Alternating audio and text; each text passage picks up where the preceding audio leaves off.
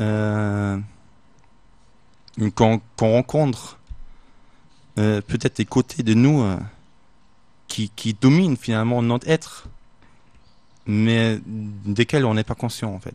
Ouais, Donc, c'est la contradiction sur un mot qui t'intéresse beaucoup et qui intéresse beaucoup de gens. Aujourd'hui, l'empathie a un problème, hein.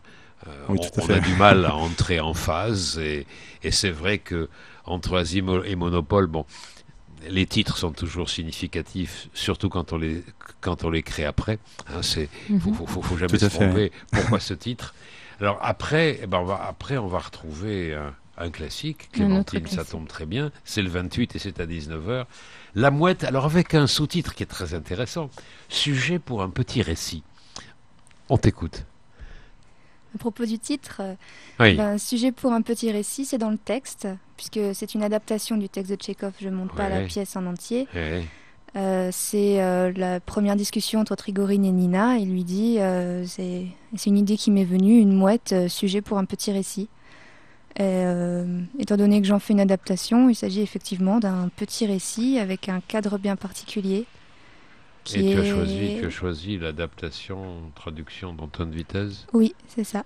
Je suis partie de cette traduction-là. C'est une des plus récentes qui existe. Ce qui veut dire que le français d'Antoine Vitesse ressemble au plus près, hein, comme il y a eu une révolution là dans la traduction de Tchekhov, grâce à Markovitch, si je ne me trompe, qui permet d'écouter en français Tchekhov comme si on l'entendait en russe, ce qui n'est pas le cas de tous ceux qui, même comme moi, quand j'étais jeune étudiant ou spectateur, entendaient du Tchekhov traduit de manière extrêmement conventionnelle, dans lequel tout ce qu'il y avait d'un petit peu vivant et de dérogeant à la règle, au vocabulaire propre ou correct, théâtralement correct, avait disparu. Donc, c'est c'est du théâtre, c'est un travail autour du texte, avec quatre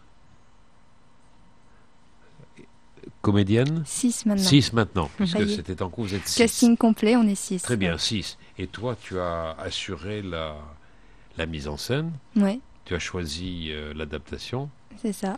et pour toi, la mouette, c'est finalement quoi? Bien, pour moi, en tout cas, d'après ma lecture, Bien sûr. dans ma position actuelle, ce qui me touche dans le texte, c'est tout ce qui concerne la situation de l'auteur, du comédien, du metteur en scène, donc de l'artiste, puisque c'est vrai que les personnages échangent beaucoup à ce sujet dans tout le texte. Donc j'ai vraiment axé sur ces discussions, sur cet échange et sur cette recherche aussi entre ceux qui sont déjà reconnus, les auteurs reconnus, les actrices reconnues, et puis les plus jeunes qui aspirent aussi à vivre de leur art et quelle place ils peuvent prendre dans la société. Est-ce qu'il faut pousser les anciens? Est-ce qu'il faut trouver son propre chemin? D'où vient la reconnaissance? Ce qu'on cherche vraiment. Ouais, ça veut dire qu'on peut peut-être dire que avec Tchekhov commence une nouvelle façon de dire, de construire, de faire le théâtre, hein. C'est ça. On, on sait que tout ce qu'on n'entend pas entre les mots, c'est ce qu'il y a de plus important chez Tchekhov, ça on nous l'a tous appris et on le vérifie chaque fois, mais ça va peut-être même plus loin que ça, sous l'apparence ordinaire du vocabulaire, et quelquefois il me semble qu'il est aussi difficile de dire Tchekhov que Coltès, dont on parlait tout à l'heure, hein. Ou Lagarce, pour prendre un autre exemple que vous connaissez bien. Alors, le travail a duré combien de temps, là, les uns et les autres? Vous avez passé combien de temps? 3 mois, 4 mois, la moitié de l'année, 15 jours, je sais pas moi. Par à peu près 2 mois, on va dire. Ouais. Par contre, pas tous les jours non plus. Et vous Mais avez travaillé. depuis 2 mois qu'on a vraiment en répétition. Et vous avez pu travailler dans les locaux de l'université? Ah, mais en fait, malheureusement, avec les travaux Bah donc, à oui. la Maison des Arts, on a déménagé donc à l'IUT de Bordeaux 3, comme vous le savez. Ouais. Bon, heureusement, on a un bon nombre de salles, peut-être même un peu trop, donc tout le monde arrive à trouver donc un petit coin pour répéter. Mais par contre, c'est pas toujours enfin, c'est un peu délicat avec les emplois du temps de chacun. Donc il y a des équipes qui travaillent avec des comédiens qui sont déjà salariés dans d'autres voilà entreprises. Voilà, Bien qui sont déjà sûr, professionnels. bien sûr. Donc, pour les soirées, par exemple, ça pose problème. Mais le TNT Manufacture de Chaussures nous prête donc les locaux depuis peu pour pouvoir répéter en soirée Très bien. et aménager en fonction Ben, des... j'ai pas posé la question ni à l'une ni à l'autre. techniquement, spectacle lourd ou très peu? Puis il y a la création sonore, il y a de la lumière, je suppose. Bah, ce qui me concerne, il y a quand même des éléments de décor qui également sont fabriqués par moi. Bah, j'avais fait des beaux-arts avant, donc je suis plasticien à la base. Donc le décor, c'est moi qui a donc créé. Ouais. Et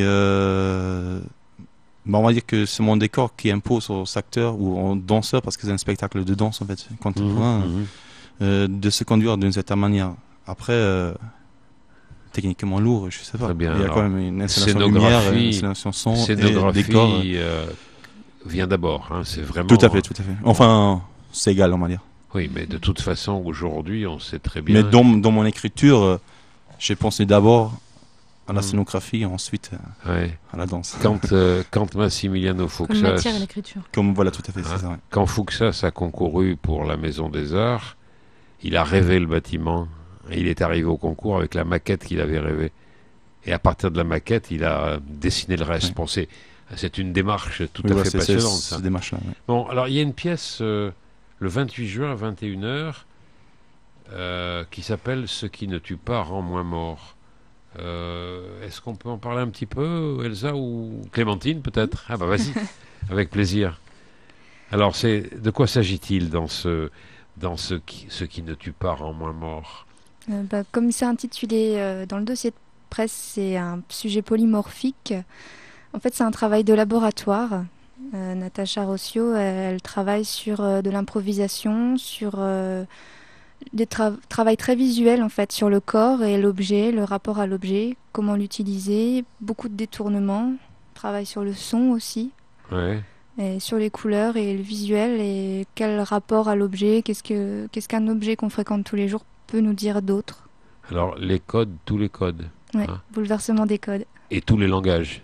Aussi. Étant entendu, aujourd'hui, ça fait partie de ça. On est auteur, on écrit, ou on parle, mais c'est des paroles, il y a des pluriels partout. Il y a des parenthèses et des pluriels, c'est des langages. Le langage n'est pas simplement le langage verbal. Et c'est pour ça que j'adore l'expression que beaucoup de gens très classiques considèrent un pléonasme.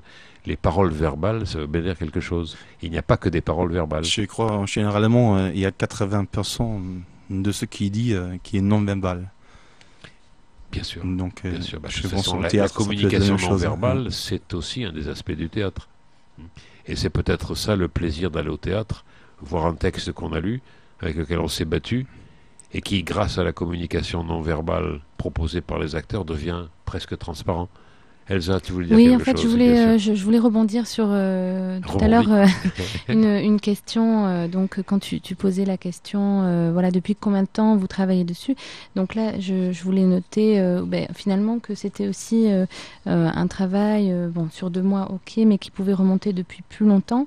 Dans le cas de Natacha, donc qui est titulaire d'un master cinéma, donc elle a réalisé un film qui s'appelle Bassine-moi, donc un moyen métrage dans le cadre de ses études, et donc où elle questionne en fait des esthétiques qu'elle a souhaité en fait approfondir à travers ce spectacle-là. Donc un peu je fais aussi un parallèle avec le spectacle de Teresa, donc l'étudiante tchèque, donc qui aussi a fait de nombreuses performances autour de la beauté dans des salles de bain et qui donc essaie de mettre sur la scène pour une forme plus longue d'1 heure donc les problématiques déjà étudiées. Donc voilà, c'est des choses en fonction des identités de chacun, du parcours de chacun. Donc